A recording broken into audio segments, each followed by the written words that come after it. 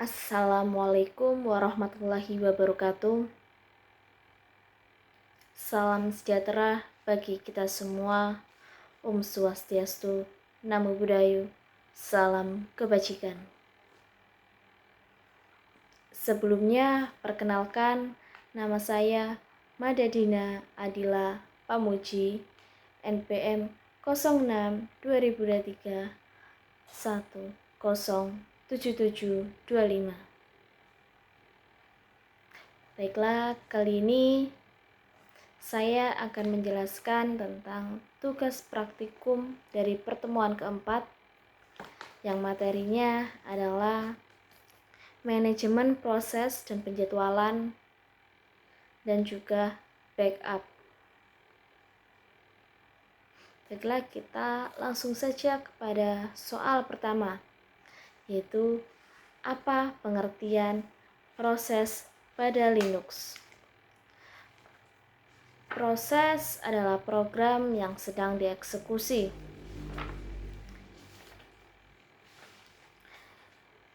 Di Linux, semua proses diawali dengan unit diciptakan. Selain itu, semua program merupakan proses dan dapat diawali dan atau dapat dimusnahkan maupun diciptakan. Setiap proses akan memiliki PID atau Process Identification Number yang unik. Proses yang pertama kali diciptakan di Linux disebut sebagai init. Konsep proses di Linux memiliki kemiripan dengan konsep file permission. Sebuah proses membutuhkan sumber daya CPU time, memori, berkas-berkas, dan perangkat input maupun output. Lalu kita masuki soal kedua, yaitu dalam manajemen proses Linux, apa saja hal penting harus diperhatikan. Jadi, dalam manajemen proses ada beberapa hal penting yang harus diperhatikan. Yang pertama, mengetahui proses yang terjadi pada Linux. Yang kedua, melihat, menjalankan, atau menghentikan apa saja proses-proses yang sedang berjalan ketika kita mengoperasikan perangkat komputer.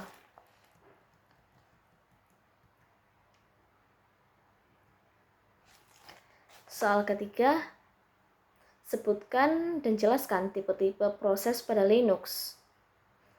Jadi, tipe-tipe proses pada Linux ada 3, yaitu interactive process, batch process, dan juga daemon process. Lalu saya akan menjelaskan dari yang pertama, interactive process. Interactive process adalah proses yang berjalan pada background maupun foreground yang dijalankan atau dikontrol oleh sel. Yang kedua, batch process adalah proses yang tidak dijalankan atau dikontrol oleh sel, tetapi proses lain atau penjadwalan secara sekuensial. Yang ketiga, daemon process. Daemon process adalah proses yang dalam keadaan idle dan berjalan pada background, tetapi sudah dijalankan saat inti sistem operasi di load ke main memory. Selanjutnya kita masuki soal yang keempat. Sebutkan dan jelaskan apa saja run level pada Ubuntu. Jadi di run level di Ubuntu diantaranya ada 7, yaitu run level 0, run level 1, run level 2, run level 3, run level 4, run level 5, dan juga run level 6.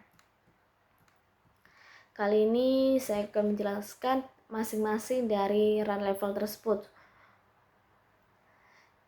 Pertama, run level 0 atau halt atau shutdown. Run level ini berarti sistem akan dimatikan dengan aman dan semua layanan dihentikan sebelum daya dimatikan. Lalu ada run level 1 atau single user mode. Run level ini adalah mode pemulihan atau pemeliharaan dan hanya menggunakan root yang diizinkan untuk login dan tidak ada jaringan atau layanan multi pengguna yang berjalan. Selanjutnya, run level 2 atau multi-user mode. Run level 2 ini adalah multi pengguna yang diizinkan untuk login dan tidak ada layanan jaringan secara default. Selanjutnya, run level 3 atau full multi-user mode. Pada run level 3 ini sama seperti run level 2, tetapi dengan dukungan jaringan dan digunakan pada banyak distribusi selain Ubuntu.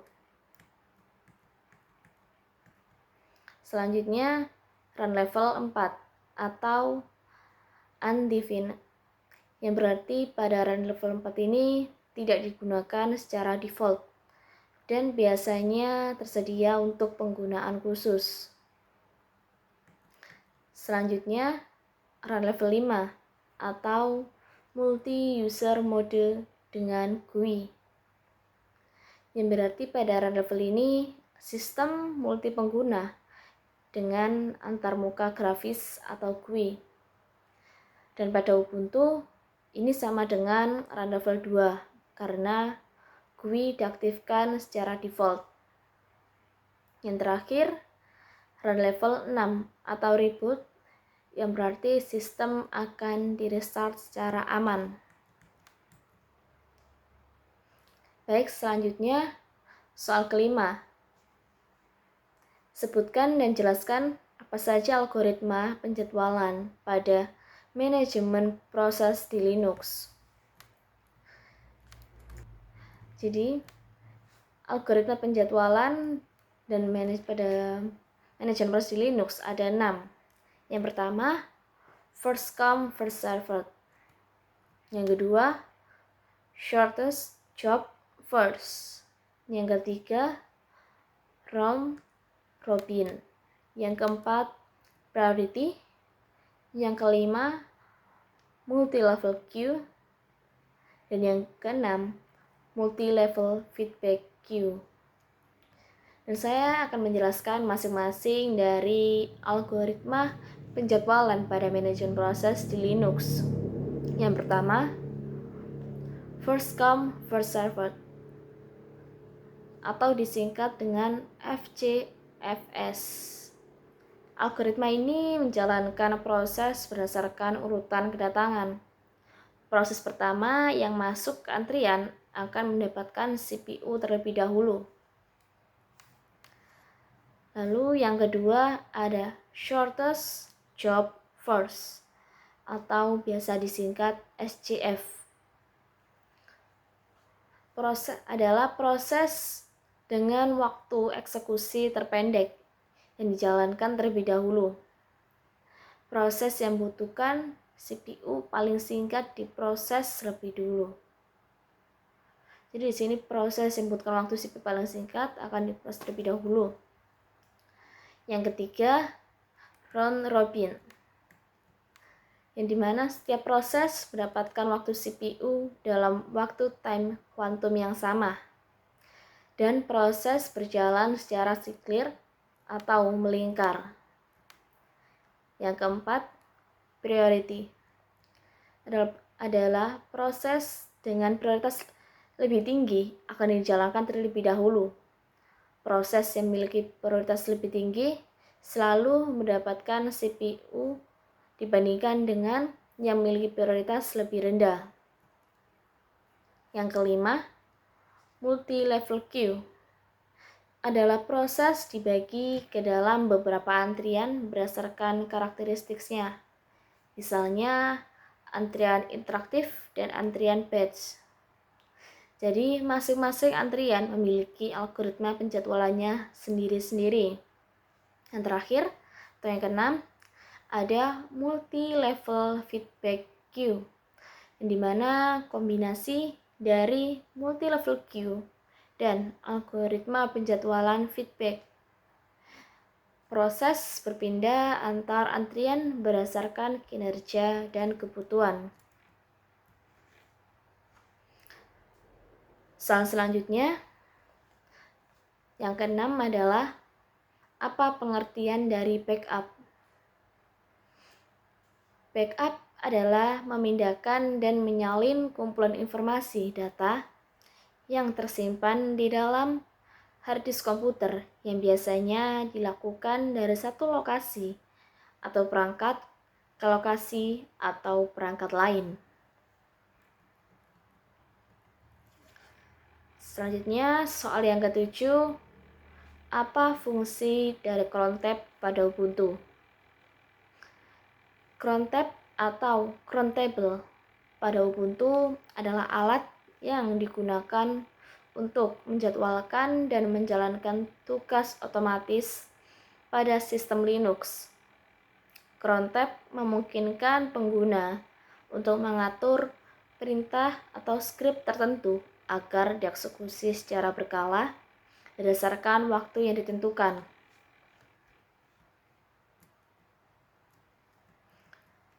Soal ke-8 adalah sekaligus soal yang terakhir. Adalah sebutkan satu cron tab pada Ubuntu dan jelaskan maksudnya. Jadi di sini saya mengambil satu contoh cron tab seperti berikut.